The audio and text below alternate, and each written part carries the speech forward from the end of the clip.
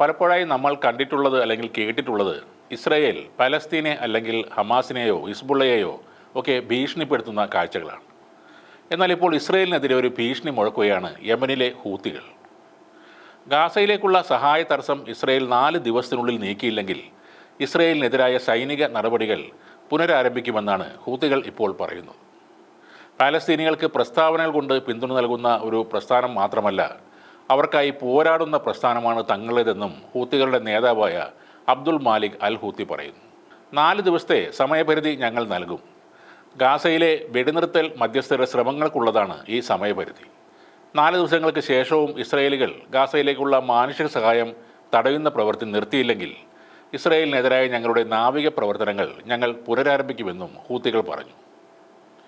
ഒപ്പം ഗാസയിലെ വെടിനിർത്തൽ കരാറിലെ വ്യവസ്ഥകൾ ഹമാസ് പൂർണ്ണമായും പാലിച്ചുവെന്നും എന്നാൽ ഇസ്രയേൽ തങ്ങൾ ചെയ്യേണ്ട കാര്യങ്ങൾ ചെയ്യുന്നില്ലെന്നും അബ്ദുൽ മാലിക് അൽ ഹൂത്തി പറയുന്നുണ്ട്. അമേരിക്കൻ സർക്കാരിൻ്റെ പിന്തുണയാണ് പാലസ്തീനികൾക്കെതിരായ ഇസ്രയേൽ അതിക്രമം വർദ്ധിക്കാൻ കാരണമെന്നും അദ്ദേഹം പറഞ്ഞു.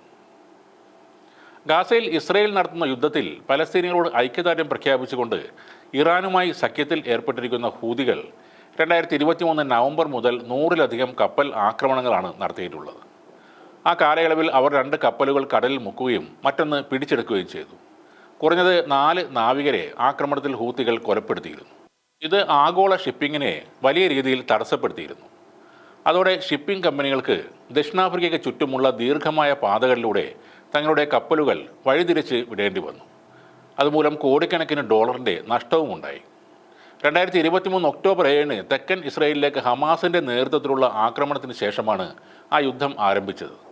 അതിൽ ഏകദേശം 1200 പേർ കൊല്ലപ്പെടുകയും 250 പേരെ ബന്ദികളാക്കി ഗാസയിലേക്ക് ഹമാസ് കൊണ്ടുപോവുകയും ചെയ്തിരുന്നു. ഇസ്രയേൽ ആക്രമണത്തിൽ 62,000-ഓളം പലസ്തീനികൾ കൊല്ലപ്പെട്ടതായി ആരോഗ്യ മന്ത്രാലയം അറിയിച്ചിരുന്നു. വെടിനിർത്തലിനെ തുടർന്ന് നടത്തിയ തിരച്ചിലിൽ നിരവധി മൃതദേഹങ്ങൾ കിട്ടിയതോടെയാണ് മരണസംഖ്യ ഉയർന്നത്. എന്തായാലും ഇപ്പോഴത്തെ ഹൂത്തികളുടെ ഈ വെല്ലുവിളി ഇസ്രയേൽ നിസ്സാരമായിട്ട് തള്ളിക്കളയാൻ സാധ്യതയില്ല. കാരണം ഹൂത്തികൾ എന്ന ചെറിയ സംഘത്തിൻ്റെ പോരാട്ട വീര്യത്തോടൊപ്പം അവർക്ക് പിന്നിൽ ശക്തരായ ഇറാൻ്റെ കൈകൾ ഉണ്ടെന്നത് ഇസ്രയേലിനും അറിയാവുന്ന ഒരു കാര്യമാണ്.